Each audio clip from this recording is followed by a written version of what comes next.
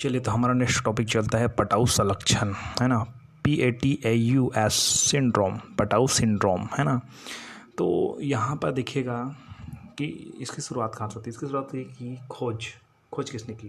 तो इस संलक्षण की व्याख्या सर्वप्रथम पटाऊ नामक वैज्ञानिक द्वारा किया गया था 1960 में। पटाऊ नामक वैज्ञानिक, पहले वैज्ञानिक बहुत चालू होते थे, अपने नाम पर ही संलक्षण का नाम रख देते थे, ठीक है, ओके। तो यहाँ पर क्या चलते हैं कि कारण में चलते हैं ना। तो मनुष्य में कितने जोड़े गुणसूत्र होते हैं आप जानते ही हैं, 23 जोड़े गुणसूत्र होते हैं, ठीक है। इसको दो भागों में बांटते हैं, 44 + 2 × 46, 23 जोड़े मतलब कुल कितना 46, है ना। तो क्या होता है कि इनको 44 + 2 में बांटते हैं, क्योंकि 44 है दैहिक गुणसूत्र है, मतलब ऑटोसोम्स है, और ये जो 2 है वो है लिंग गुणसूत्र। कौन सा गुणसूत्र है? लिंग गुणसूत्र। अर्थात कुल कितना होते हैं? 46 होते हैं, ठीक है। 46 गुणसूत्र होते हैं, 23 जोड़े होते हैं। तो पहले देखें तो मान जाए 1 2 3 4 ऐसे होते जाएगा। ये सब कौन सा गुणसूत्र है? दैहिक गुणसूत्र है, ठीक है। इसको 11 12 13 14 ऐसे होते जाएगा, 15 16 17 18 19 20 21 22 23, ठीक है। तो 23वां को छोड़कर पूरा 22 तक, कितने तक? 22 तक। ये 22 तक पूरा ना ऑटोसोम्स है। सबका कोई ना कोई अलग अलग कार्य है। सब जितने भी ऑटोसोम्स है 22 ऑटोसोम्स, सबका अलग अलग कार्य है। दैहिक लक्षण को निर्धारित करता है ये सब, है ना। और 23वां नंबर का जोड़ा गुणसूत्र क्या है? ये लिंग गुणसूत्र है। इनकी संख्या 2 होती है, ठीक है। कितनी होती है? 2 होती है ना। तो इसी तरह जाएंगे तो 1 से लेकर जैसे जाएगा 2 3 4 होते होते 11 12 13 14 15 16 17 18 19 20 21 22 तक जाएगा। सब कितना है? ऑटोसोम्स है ना। तो क्या होता है पटाऊ संलक्षण में कि इसे हम लोग कहते हैं 13 एकाधी सूत्रता कहते हैं। इन्हें हम लोग क्या कहते हैं? 13 एकाधी सूत्रता। कारण बता रहा हूँ मैं, इसे 13 एकाधी सूत्रता कहते हैं। क्यों? क्योंकि इसके 13वें जोड़े गुणसूत्र, मैंने बताया कि 1 से लेकर 22 जोड़े गुणसूत्र होते हैं। तो 11वां 12वां और 13वां नंबर में हम लोग जाते हैं। तो 13वां जोड़ा का मतलब क्या होता है? कुल कितना होना चाहिए? 2।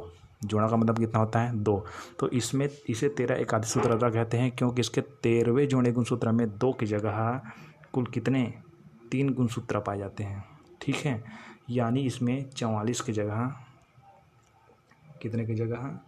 44 की जगह, यहाँ पर लिख सकते हैं आप 44 की जगह 45 दैहिक गुणसूत्र पाए जाते हैं। मैंने बताया कि दैहिक गुणसूत्रों की संख्या कितनी होती है? 44 होती है। लेकिन इसमें 44 की जगह कितनी होती है? 45 होती है, क्योंकि 13वां नंबर के जोड़े गुणसूत्र में 1 गुणसूत्र वृद्धि हो जाती है। तो 45 दैहिक गुणसूत्र होते हैं तथा 2 लिंग गुणसूत्र होते हैं। ये तो हम लोग जानते ही हैं, ठीक है। अर्थात कुल कितने हो जाते हैं? 47 गुणसूत्र हो जाते हैं। लेकिन मनुष्य में कितना होता है? 46, मतलब 1 गुणसूत्र क्या हो जाता है? बढ़ जाता है, ठीक है। तो इसे एकाधी सूत्रता कहते हैं, 13 एकाधी सूत्रता कहते हैं, क्योंकि इसमें 13वें जोड़े गुणसूत्र में 2 के स्थान पर कितने गुणसूत्र हो जाते हैं? 3 गुणसूत्र होते हैं। आगे आता है इसका कारण। क्या कारण है? उस कारण को देखिए, है ना, पटाऊ संलक्षण में, है ना। इसके लिए मेरा चित्र अवेलेबल है, चित्र में चलते हैं हम लोग, उसके कारण लिखेंगे कि यह है पटाऊ संलक्षण। कौन सा संलक्षण? पटाऊ संलक्षण, ठीक है। चलिए, तो इसका पहला कारण तो हम लोग लिख लिए। अब चलते हैं हम लोग लक्षण में, क्या लक्षण दिखाई देता है, ठीक है। तो पहला लक्षण ये है कि ऐसे शिशुओं की जो आँखें हैं, मस्तिष्क है और मुखड़ा असामान्य होता है। आँख दिख रहा है आपको, ठीक है, पूरा मुखड़ा दिख रही है आपको, ठीक है। अर्थात ऐसे शिशुओं की जो आँखें हैं, अभी ये थोड़ा बड़ी हो गई लड़की है, लेकिन शिशु के बारे में बात करें तो ऐसे शिशुओं की जो आँखें हैं, मस्तिष्क है और मुखड़ा है, असामान्य होता है, ठीक है। आँखें, मस्तिष्क और मुखड़ा क्या होता है? असामान्य होता है ना। पहला इसका लक्षण। दूसरा, ये मानसिक रूप से अल्प बुद्धि वाले होते हैं, ठीक है। मानसिक रूप से क्या होते हैं? अल्प बुद्धि वाले होते हैं।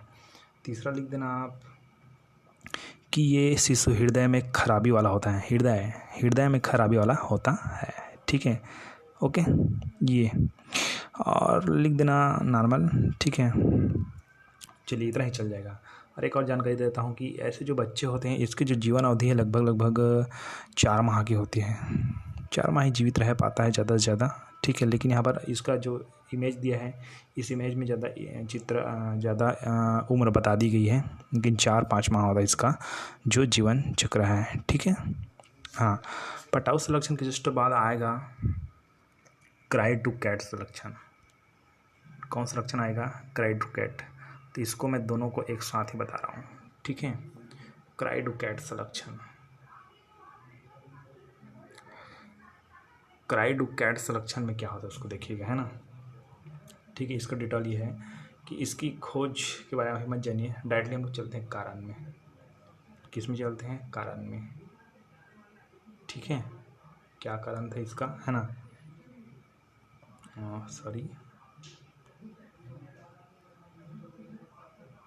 क्राई टू कैट संलक्षण, इस संलक्षण का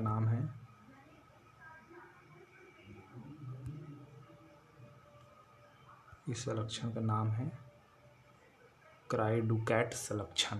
ठीक है। ठीक है। तो यह संलक्षण है वो, फिर भी बता देता हूँ कि मनुष्य में 23 जोड़े गुणसूत्र होते हैं। आप तो जानते हैं 46 में, तो 822 होते हैं। उसमें से जो 5वें नंबर का 5वां जोड़ा है, ठीक है, 5वें जोड़े गुणसूत्र या 5वें गुणसूत्र, है ना।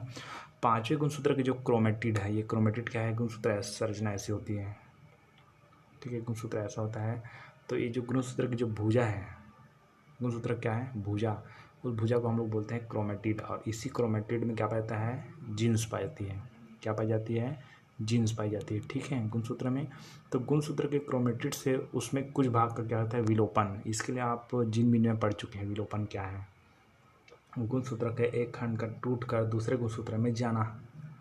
ठीक है। ये कहता है विलोपन। क्या कहलाता है? विलोपन। तो इस लक्षण में 5वें गुणसूत्र के जो क्रोमेटिड होते हैं, उस क्रोमेटिड का कुछ भाग में क्या होता है? विलोपन। और विलोपन होने के बाद मतलब टूट जाता है, विलोपन हो जाता है। और विलोपन के होने के फलस्वरूप गुणसूत्र के उसी भाग का, ठीक है, और जो विलोपन हो जाती है, जो खंड विलोपन हो जाती है ना, वही विलोपित खंड है ना, वो 15 वाले गुणसूत्र में, देखो विलोपन कहाँ से हो रहा है? 5वें जोड़े से हो रहा है, और जा रहा है कितना? 15वें जोड़े में। ठीक है। 5वां में ये जो गुणसूत्र है उसका आधा भाग या कुछ भाग है विलोपन हो जाता है, और गुणसूत्र के उस भाग का 15वें गुणसूत्र में क्या हो जाता है? स्थानांतरण हो जाती है। क्या जाती है? स्थानांतरण होती है। ठीक है। इसी कारण क्राई टू कैट संलक्षण उत्पन्न होता है।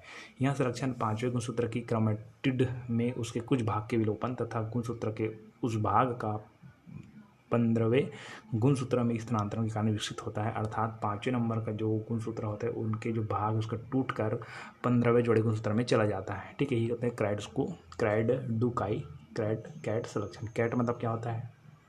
कुत्ता नहीं होता है इसका मतलब होता है बिल्ली। चलिए, तो इसका लक्षण क्या है? इसका लक्षण ये है कि जो बच्चे होते हैं, ठीक है, बच्चे होते हैं वो क्या होते हैं? मानसिक स्तर से अत्यंत कम वाले होते हैं। पहला लक्षण मानसिक स्तर से क्या होते हैं? इसका जो मानसिक स्तर होता है, IQ होता है, वो बहुत ही कम होता है। दूसरा, ये इससे ग्रसित जो बच्चे होते हैं वो बिल्ली की तरह आवाज़ में या बिल्ली की आवाज़ में रुदन करते हैं। रुदन मतलब रोना। ऐसे आप वीडियो स्टॉप करके आप ट्राई करके देख सकते हैं कि बिल्ली कैसे रुदन करती है। ठीक है। ये हो गया उसका संलक्षण, कैट टू क्राई संलक्षण। ठीक है। ओके। कुछ डाउट हो तो आप नंबर में संपर्क कर सकते हैं।